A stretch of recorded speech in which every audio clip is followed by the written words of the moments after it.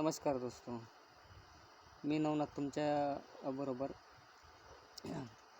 मुख्यमंत्री माझी लाडकी बहीण योजना राज्यातील महिला आर्थिक स्वातंत्र्यासाठी त्यांचे आरोग्य, पोषण सुधारणा आणि त्यांच्या कुटुंबातील निर्णायक भूमिका मजबूत करण्यासाठी जे राज्य सरकार आहे, या राज्य सरकारने मुख्यमंत्री माझी लाडकी बहीण योजना ही सुरू केलेली आहे, जी सुरू करण्याची डेट आहे 28 जून 2024. या महाराष्ट्र गव्हर्मेंटतर्फे 21 ते 65 वयोगटातील पात्र महिलांना, जे की डायरेक्ट डीबीटी म्हणजे डायरेक्ट ट्रान्सफर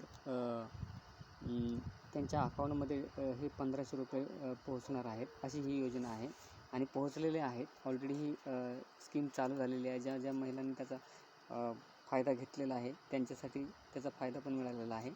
याचे नॉर्मली पात्रता अशा आहेत: महाराष्ट्र राज्याचे रहिवासी असणं गरजेचं आहे. त्यानंतर जर राज्यातील विवाहित, विधवा, घटस्फोटित किंवा परित्याग किंवा निराधार असेल तर त्या महिलांना याचा फायदा केवळ त्याच महिला, अविवाहित, घटस्फोटित, परित्याग आणि निराधार महिला असतील तर केवळ एक अविवाहित महिलाच त्याच्यामध्ये जे आहे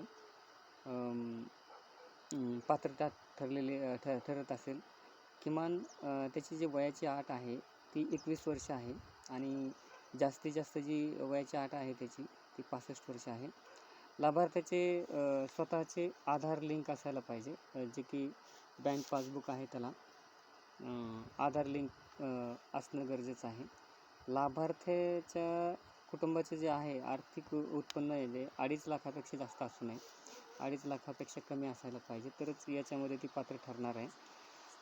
याच्या अपात्रता अशा आहेत की अपात्रताही सेम जसे त्याच्या जी महिला याला अप्लाय करणार आहे किंवा या स्कीमचा फायदा घेणार आहे त्यांच्यासाठी म्हणजे आहे 2.5 लाखापेक्षा जास्त उत्पन्न जर असेल तर ती अपात्र ठरू शकते. ज्यांच्या कुटुंबातील सदस्य आयकरदाता आहे ते त्याच्यासाठी अपात्र ठरणार आहेत. ज्यांच्या कुटुंबातील सदस्य किंवा इतर कुटुंबातील सदस्य काही जर गव्हर्मेंटच्या नोकरीला असतील किंवा काही संधी नोकर वर्गामध्ये असतील तर त्यांनाही याचा फायदा घेतला जाणार नाही. सदर लाभार्थी या गव्हर्मेंटच्या इतर काही सदर लाभार्थी महिला शासनाच्या इतर विभागामार्फत राबविण्यात येणाऱ्या अनेक आर्थिक योजनांद्वारे दरम्यान 1500 किंवा त्यापेक्षा जास्त रकमेचा लाभ घेत असेल. जर समजा आताच्या नवीन पात्रतेनुसार जर समजा काही महिला इतर स्कीममध्ये काही सहभाग असेल त्यांचा, तर जे आहे लाडकी बहीण .महाराष्ट्र.gov.in या वेबसाईटच्या म्हणण्यानुसार जर लाभार्थी महिला इतर स्कीममध्ये असेल, जसे संजय गांधी योजना असेल किंवा इतर कुठली दुसरी योजना चालू असेल, तर त्याच्यामध्ये 1500 किंवा त्यापेक्षा जर जास्त त्यांना मानधन भेटत असेल महिन्याला, पुढं 1500पेक्षा जास्त मानधन भेटत असेल किंवा 1500 पर्यंत मानधन भेटत असेल तर ती याच्यासाठी अपात्र ठरणार आहे. ज्यांच्या कुटुंबातील सदस्य विद्यमान किंवा माजी खासदार किंवा आमदार आहेत, म्हणजे ज्यांच्याकडे असं काही संसदीय पद असेल, संसदीय विधिमंडळ पद असेल, तर त्या महिलाही याच्यासाठी अपात्र ठरणार आहेत.